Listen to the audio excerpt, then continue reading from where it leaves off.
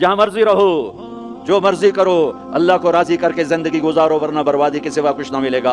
ये धोखे का घर है दुनिया, ये मच्छर का पर है दुनिया, ये मकड़ी का जाला है। यहाँ हुसैन जैसों के सर कट के नेज़ों पे चढ़ गए, और यजीद जैसे नापाक और शिमर जैसे नापाक और इब्न ज़ियाद जैसे नापाक इंसान तख्त शाही पर बैठे नजर आते हैं। ये इम्तिहान की जगह है। तो कहर सो हवस को छोड़ मियाँ, मत देस बदेस फिरे मारा, कज़्ज़ाक़ अजल का लूटे है दिन रात बजा कर नक्कारा। क्या बदिया भैंसा बैल शुतर, क्या गूनी पल्ला सर भारा, क्या गेहूं चावल मोठ मटर, क्या आग धुआं और अंगारा, सब ठाठ बड़ा रह जाएगा जब लाद चलेगा बंजारा। जाओ कब्रिस्तान देखो, टूटी कब्रें देखो, उजड़े घर देखो, शिकस्ता हवेलियां देखो, मुर्दा खोपड़ियां देखो, चमकती गाड़ियां ना देखो, धोखा खा जाएगा। बड़े बड़े घर ना देखो, धोखे में आ जाओगे। बड़े बड़े पार्क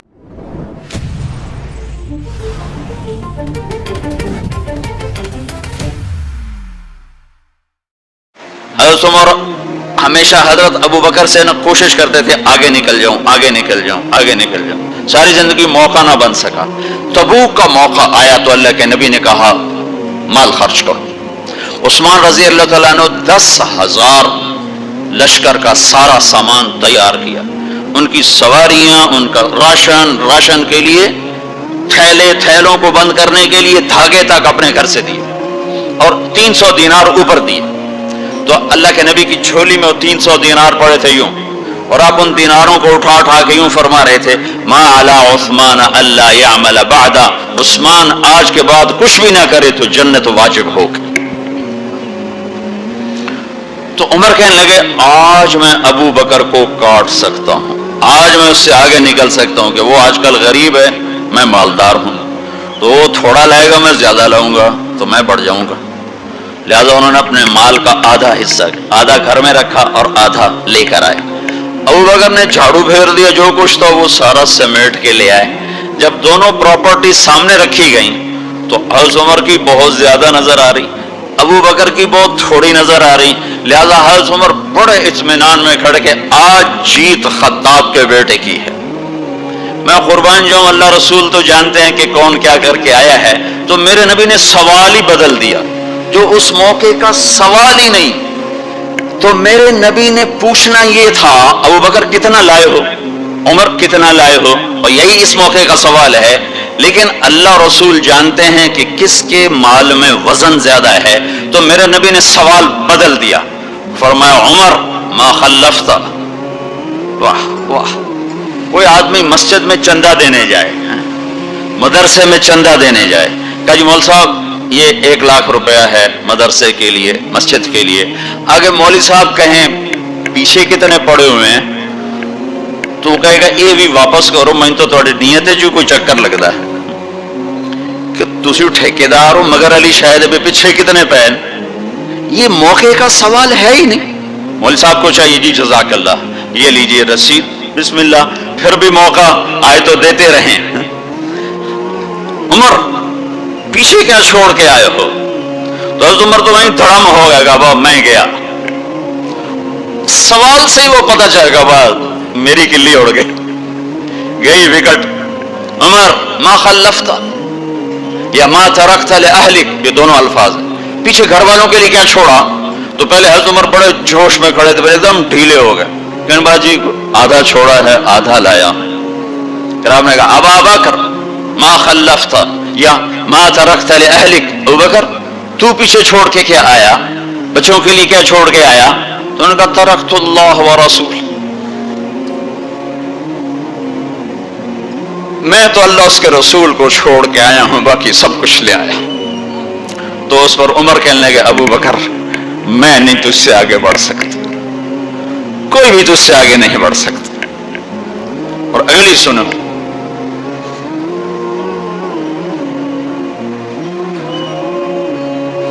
अपने कपड़े भी दे दिए और एक टाट था वो पहनकर उसको कांटों से सी लिया।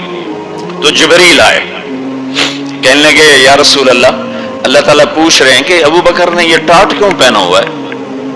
तो आपने कहा कि अबू बकर ने सारा कुछ अल्लाह उसके रसूल पे लगा दिया है, इसलिए ये पहना हुआ है। तो कहा या रसूल अल्लाह, अल्लाह ताला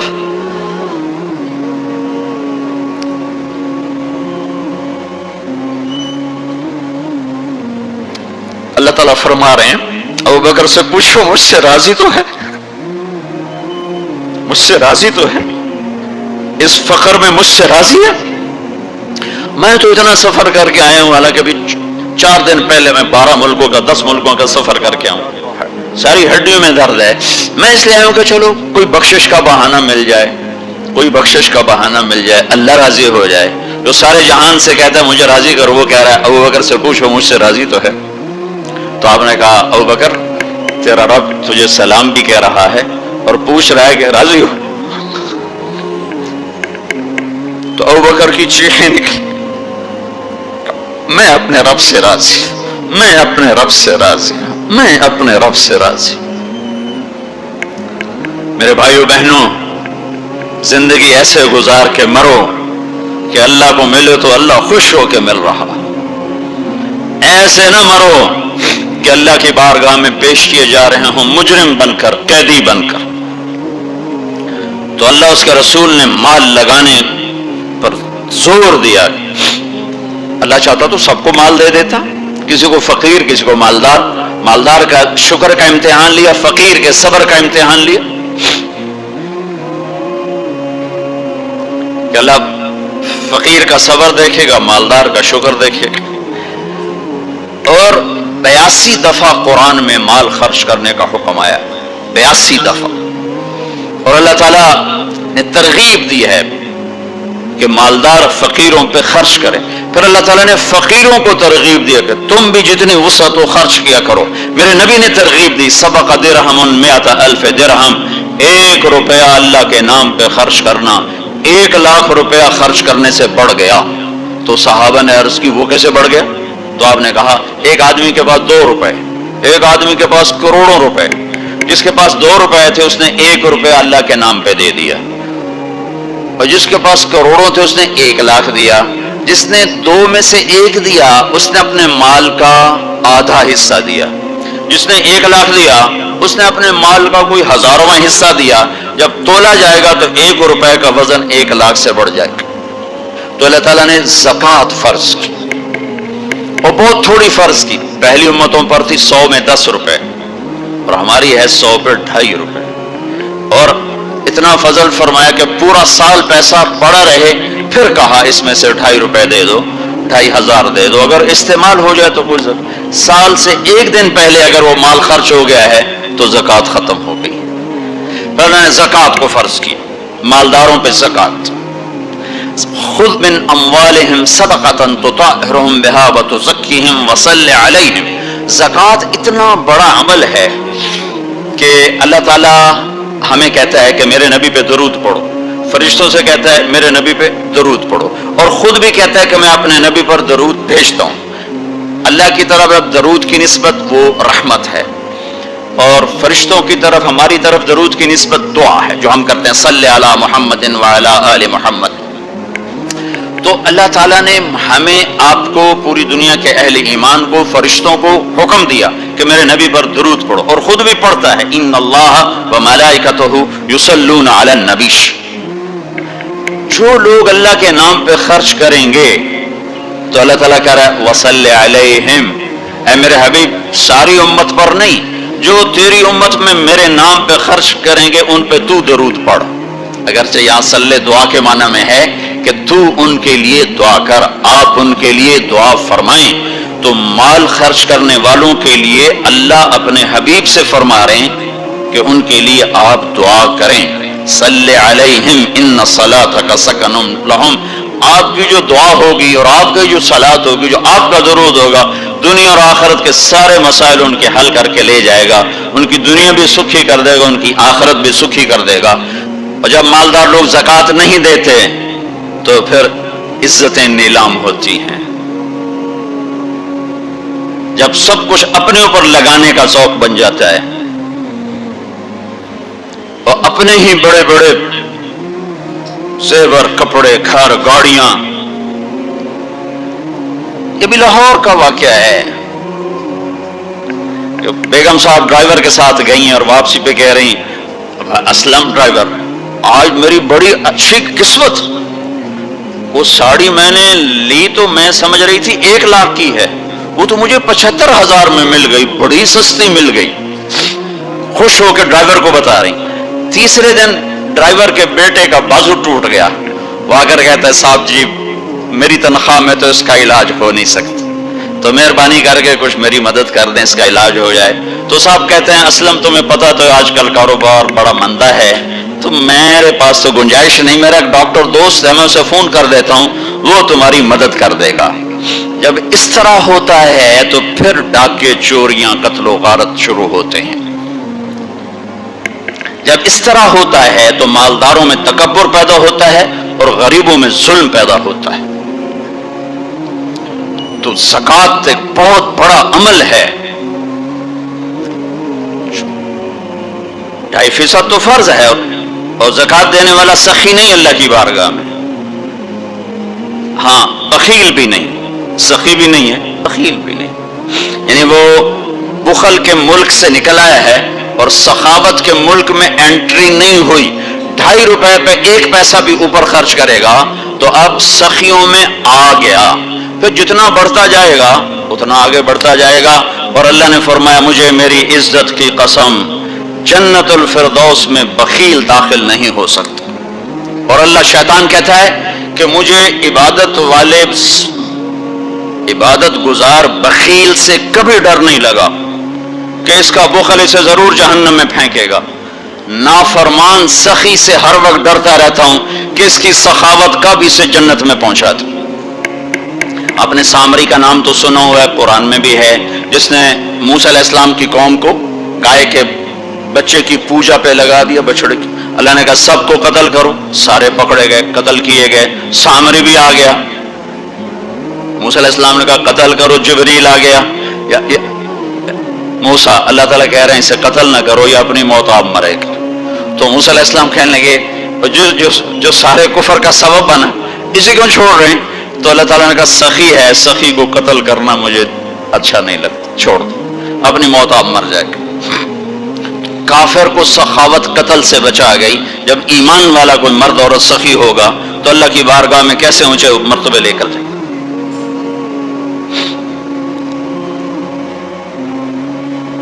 تو اپنے اوپر خرچ کرو وسعت کے مطابق، اللہ نے روکا نہیں ہے، منع نہیں کیا ہے، منع نہیں کیا ہے، لیکن غریب کو بھی یاد کرو۔ زکوٰۃ کو فرض قرار دیا اور آپ نے فرمایا جس نے مزدور سے کام لیا اور اس کو مزدوری نہ دی، یہ تمہارے کراچی میں ہر وقت ہو رہا ہے، ہر جگہ ہو رہا ہے، جتنا بڑا کوئی طاقتور ہے اتنا وہ اپنے نوکروں پر ظالم بھی ہے، جابر بھی ہے، اور ان کے حقوق بھی مارتا ہے، جو فریاد ہی نہیں کر سکتا۔ میرا پنجاب کا زمیندارہ ماحول سارا ایسا ہی۔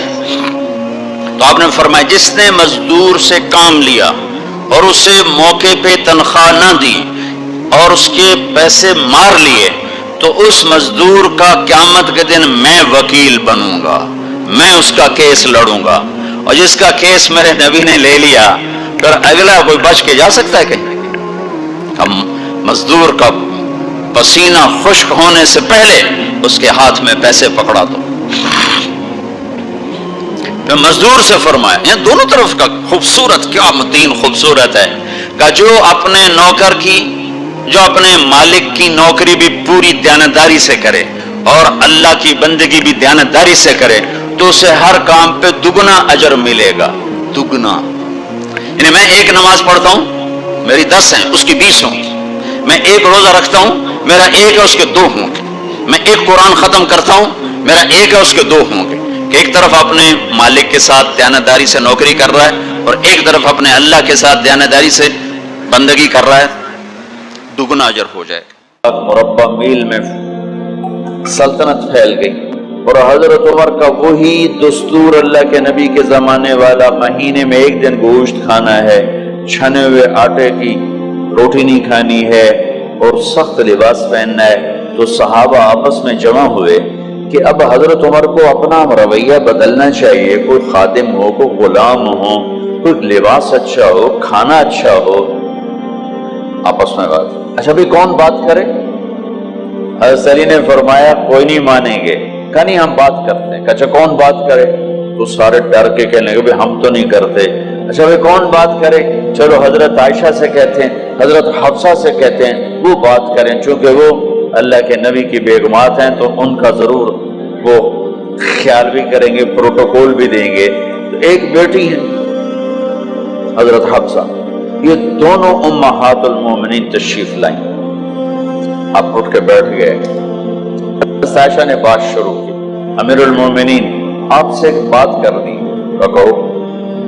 کہ اللہ کے نبی کا دور تھا، دنیا آئی نہیں تو وہ فقر میں چلے گئے. پھر میرے باپ کا دور آیا تو دنیا کوئی نہیں آئی تھی، وہ بھی فقر میں چلے گئے. اب اللہ نے آپ کا دور ہمیں دکھایا ہے، ملک فتح ہو گئے، سونے چاندی کے ڈھیر لگ گئے، اور آپ اسی فقیری پر ہیں. ہم دونوں یہ عرض کرنے آئی ہیں کہ آپ اپنا طرز زندگی بدل لیں. تو ایک دم چہرے کا رنگ بدلا. فرمایا کس نے بھیجا ہے تم دونوں کو میرے پاس؟ تو حضرت عائشہ نے کہا پہلے آپ ہاں نہ کریں پھر ہم بتائیں گے کس نے بھیجا ہے. فرمایا اگر مجھے ان کے تم نام بتاؤ نا تو میں مار مار ان کے چہرے لال کر دوں جنہوں نے تمہیں میرے پاس بھیجا ہے. پھر ان کے آنسو بھر آئے. پھر فرمایا میری بیٹی حفصہ، میں عائشہ سے نہیں تجھ سے بات کر رہا ہوں، تو بتا، تو گھر والی ہے. زندگی میں اللہ کے نبی نے 2 ٹائم کھانا کھایا؟ کبھی 2 ٹائم کھانا کھایا؟ اللہم نعم. کہا جی نہیں کھایا، نہیں کھایا. تمہیں پتا ہے نا صبح کھاتے تھے شام نہیں کھاتے. کہا جی شام کھاتے تھے صبح نہیں کھاتے تھے. ٹھیک ہے نا. کہا جی. کہا اچھا تمہیں پتا ہے نا میرے نبی کے پاس ایک ہی پہننے کا جوڑا ہوتا تھا. تمہاری الماریوں میں تمہاری بیگمات کے 200 جوڑے لٹکے ہوتے ہیں، تمہارے 50 جوڑے لٹکے ہوتے ہیں. حفصہ تیرے گھر میں نبی کے 2 جوڑے تھے یا ایک تھا؟ ایک تھا. کہ اسی کو خود دھوتے تھے، نوکر نہیں دھوتا تھا، بیگم نہیں، خود دھوتے تھے، سکھاتے تھے، پہن کے باہر آتے تھے.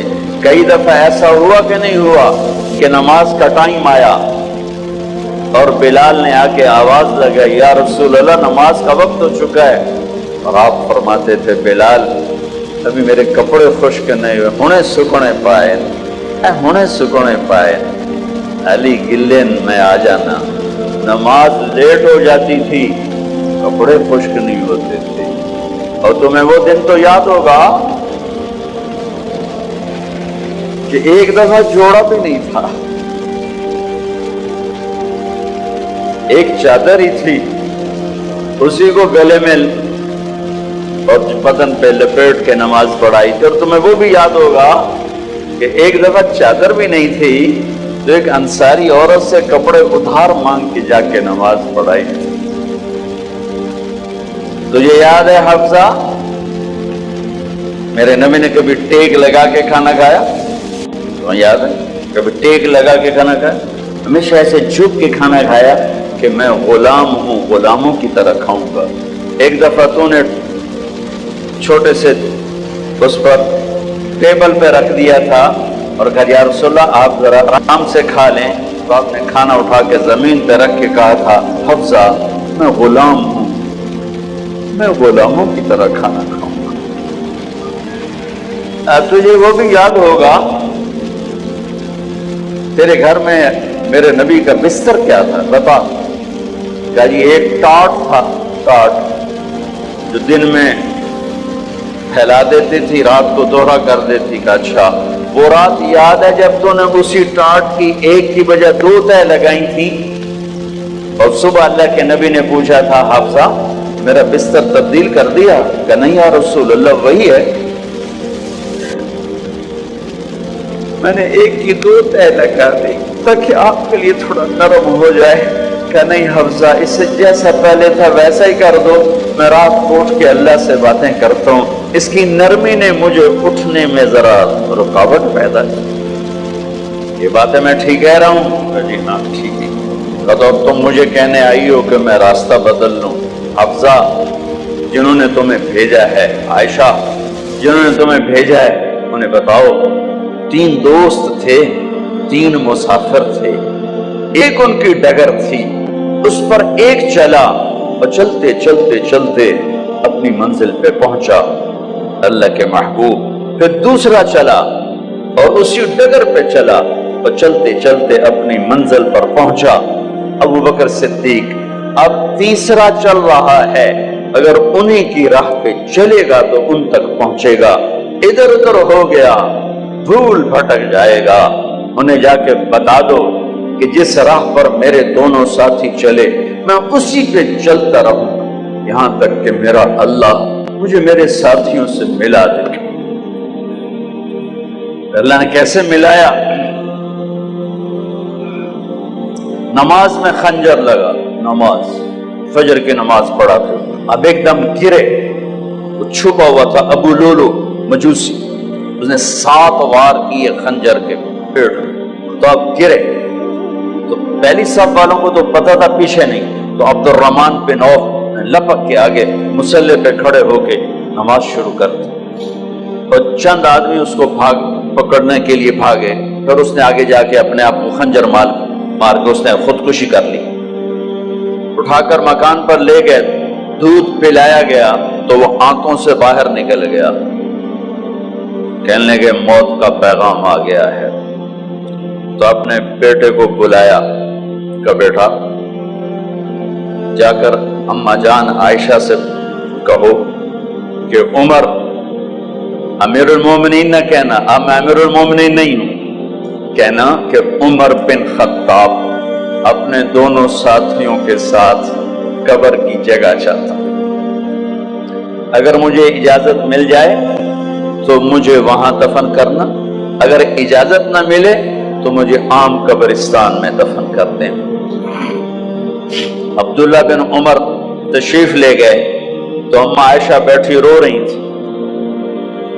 کہ اما جان میرا باپ عمر بن خطاب اجازت چاہتا ہے قبر کی اپنے دونوں ساتھیوں کے ساتھ. تو حضرت عائشہ رضی اللہ تعالیٰ عنہا رونے لگی. پہلے بھی رو رہی تھی. کہا عبداللہ یہ جگہ تو میں نے اپنے لیے رکھی ہوئی تھی کہ میں اپنے خامند اور باپ کے ساتھ میں بھی ایک کونے میں سو جاؤں گی. لیکن اگر عمر کی خواہش ہے تو اس جگہ کا عمر مجھ سے زیادہ حقدار ہے.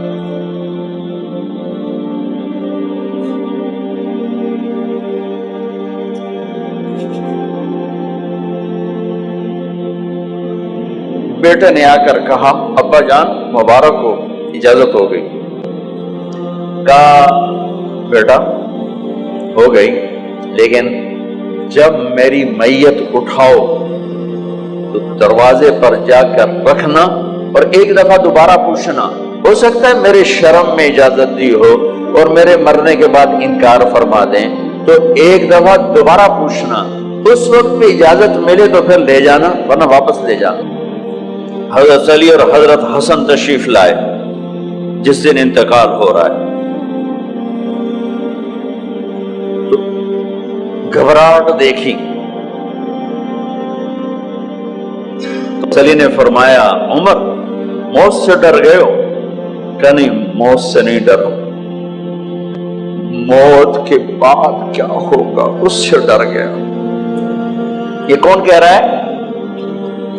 میرے بعد کوئی نبی ہوتا تو عمر ہوتا. یہ وہ کہہ رہا ہے. یہ کون کہہ رہا ہے؟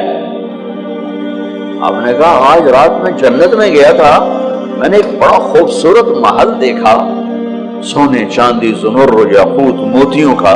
میں نے کہا یہ کس کا ہے؟ تو مجھے کہا گیا یہ آپ کے غلام عمر بن خطاب کا ہے. کون کہہ رہے ہیں موت کے بعد جو ہوگا اس سے ڈر رہا ہوں. کہ آپ مسجد میں انٹر ہوئے. مسجد میں ایسے لوگ تھے ادھر ابو بکر تھے اور ادھر عمر تھے. آپ دیکھو آپ نے یوں ہاتھ پکڑ لیے دونوں کے ایسے ہاتھ پکڑ لیے. ادھر ابو بکر ادھر عمر. کہا مجھے دیکھ رہے ہو؟ کہا جی. کہا قیامت کے دن میں ایسے اٹھوں گا کہ میرے ادھر ابو بکر ہوگا اور ادھر میرے عمر ہوگا. یہ عمر کہہ رہے ہیں اور سے نہیں ڈرا ہوں موت کے بعد کیا ہوگا اس پہ ڈر رہا ہوں. تو حضرت علی نے فرمایا کیوں ڈرتے ہو؟ میں گواہی دیتا ہوں میں نے کئی دفعہ اللہ کے محبوب سے سنا کہ جنت کے بڑی عمر کے، ایک تو نا جنت کے نوجوانوں کے سردار وہ تو حسن حسین ہیں، میں نے کتنی دفعہ سنا اللہ کے نبی سے کہ جنت میں بڑی عمر کے لوگوں کے سردار ہیں ابو بکر اور عمر۔ تو آپ نے کہا قیامت کے دن گواہی دو گے؟ آپ نے کہا، حضرت علی نے کہا میں بھی گواہی دوں گا، میرا بیٹا حسن بھی گواہی دے گا۔ وہ حضرات تشریف لے گئے تو موت کی آہٹ کو محسوس کیا تو بیٹے کی گود میں سر تھا عبداللہ بن عمر کا، بیٹا یہ زمین پہ لٹا۔ انہوں نے یہاں سے ہٹا کر یہاں سر رکھ دیا۔ وہ حق سنا نہیں کیا کہہ رہا ہوں، زمین پہ ڈال دے۔ ان کا جی نہیں چاہ رہا تھا، کیا کہہ رہا ہوں، زمین پہ ڈالو۔ انہیں آگے کر دے، وہ پیچھے اٹھ، اپنا چہرہ مٹی میں یوں رکھ اور مٹی میں منہ ملنے لگے ایسے، اور کہہ رہا ہے وَيْلٌ لَكَ يَا عُمَرْ إِن لَّمْ يَغْفِرْ لَكَ عُمَرْ إِن لَّمْ يَغْفِرْ لَكَ رَبُّكَ، اے عمر اگر تیرے رب نے آج تجھے معاف نہ کی تو تو ہلاک ہو۔ وَيْلٌ لَكَ وَلِأُمِّكَ وَيْلٌ لَكَ وَلِأُمِّكَ يَا عُمَرْ إِن لَّمْ يَغْفِرْ لَكَ رَبُّكَ، عمر اگر آج تجھے اللہ نے معاف نہ کی تو تو ہلاک ہو۔ اتنے بڑے مقام والے، 1,24,000 میں ایک آدمی ہے مراد، جسے مانگا گیا ایک آدمی، یا اللہ عمر دے دے میرے اسلام کی بلندی کے لیے۔ وہ کہہ رہے ہیں وَيْلٌ لَكَ يَا عُمَرْ إِن لَّمْ يَغْفِرْ لَكَ رَبُّكَ،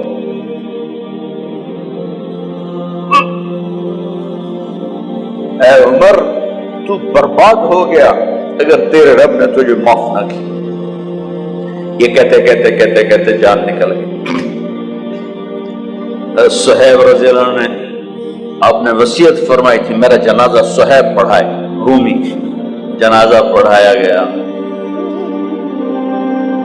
کندھوں پہ اٹھایا گیا، اور آ کر اماں جان عائشہ رضی اللہ عنہ کے دروازے پر عبداللہ بن عمر، باقی تو کوئی پتہ نہیں تھا کسی کو، گوے ٹھہر جاؤ جنازہ یہاں رکھ دو، پھر آگے بڑھے، دستک دی، اماں جان میرا باپ عمر بن خطاب دروازے پہ پہنچ چکا ہے، اندر آنے کی اجازت ہے۔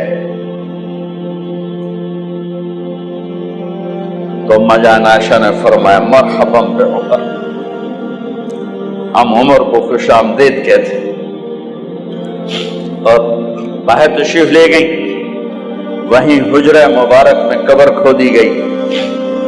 عبداللہ بن عباس فرماتے ہیں کہ میرے کندھے پر کسی نے ہاتھ رکھا تو میں نے یوں پیچھے مڑ کے دیکھا تو جناب امام المتقین حضرت علی کھڑے ہوئے رو رہے تھے اور فرما رہے تھے عمر مجھے پتا تھا تیرے سوا یہاں کوئی نہیں آ سکتا، مجھے پتا تھا یہاں کوئی آئے اور کوئی نہیں آ سکتا، چونکہ میں نے ہزاروں دفعہ سنا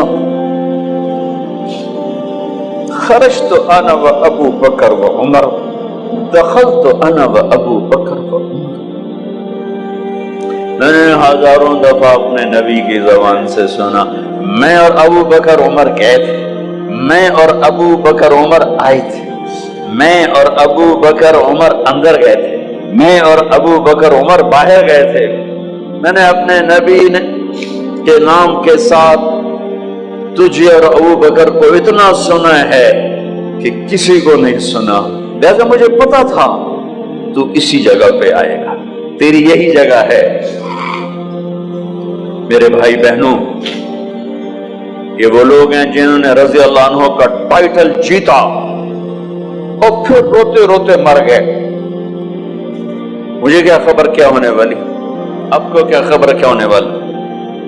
بے شک میرا رب رحیم ہے، اس کے رحم کے تو فائدی کام بنے گا، کیڑیاں تقریراں تے کیڑے علم، کیڑیاں نمازت تے کیڑیاں سجدہ، کم تو اس کی رحمت پر بنے گا، پر یہ اعمال اس کی رحمت کو لینے کا راستہ ہیں۔ یہ بھی ٹھیک نہیں ہے کہ اللہ غفور الرحیم ہے، آپ ہی معاف کرے گا، یہ یزید اور حسین کو برابر تو نہ کرے۔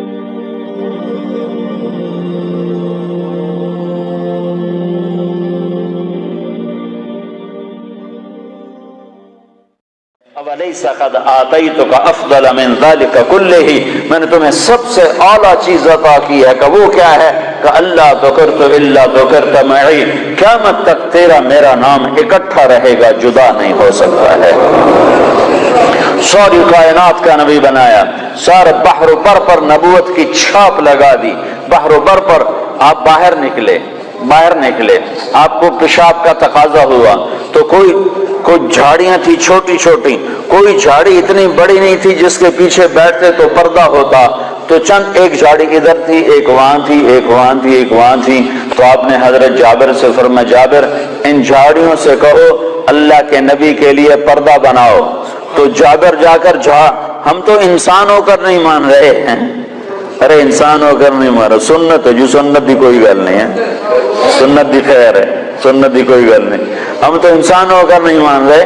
اور وہاں کیا ہو رہا ہے، جابر گئے اور کہنے لگے التئما علی رسول اللہ صلی اللہ علیہ وسلم، اے جھاڑیوں، چھوٹے چھوٹے درختوں، اے جھاڑیوں اللہ کے نبی کے لیے پردہ بناؤ، تو وہ جھاڑی ادھر سے آئی، وہ جھاڑی ادھر سے آئی، وہ جھاڑی ادھر سے آئی، یہ جھاڑی ادھر سے آئی، چاروں طرف سے جھاڑیاں جمع ہو کر ایک بہت بڑا جھنڈ بن گیا، اور اللہ کے نبی پاک صلی اللہ علیہ وسلم اس کے پیچھے، آپ پیشاب سے فارغ ہوئے، جب آپ کھڑے ہوئے تو جھاڑیاں اپنے آپ اپنی جگہ پر چلی گئیں، اپنی جگہ پر چلی گئیں، کہ یہ بے جان درختوں کو بھی پتا ہے کہ یہ اللہ کا رسول ہے۔ سردی کے موسم میں آپ نکلے، سردی کا موسم، کھجوریں گرمیوں میں ہوتی ہیں، سردی میں کھجور نہیں ہوتی، کچھ صحابہ بھوک بیٹھے ہوئے تھے، آپ نے فرمایا کیوں بیٹھے ہو؟ کہا جی بھوک لگی ہے۔ آپ نے فرمایا مجھے بھی بھوک لگی ہے۔ ابو بکر عمر نظر آ گئے، کیوں باہر ہو؟ کہا جی بھوک لگی ہے۔ آپ نے کہا مجھے بھی بھوک لگی ہے۔ تو اب کافی سارے اکٹھے ہو گئے جن کو بھوک لگی تھی، تو آپ نے حضرت علی سے فرمایا علی یہ سامنے کھجور کا درخت ہے، اس کے پاس جاؤ اور اس سے کہو تمہیں اللہ کا رسول حکم دیتا ہے ہمیں تازہ کھجوریں پیش کی جائیں۔ ہائے ہائے، جس کی درخت مانے اس کی ہم نے نہ مانی۔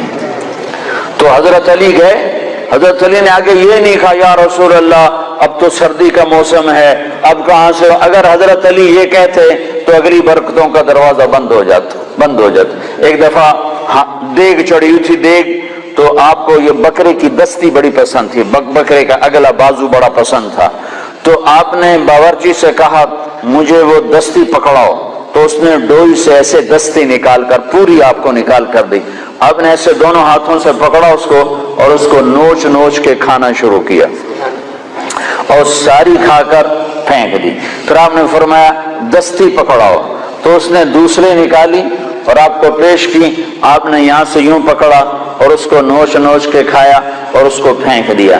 پھر آپ نے فرمایا دستی پکڑاؤ، تو وہ کہنے لگے باورچی یا رسول اللہ بکرے کی دو ہی ہوتی ہیں۔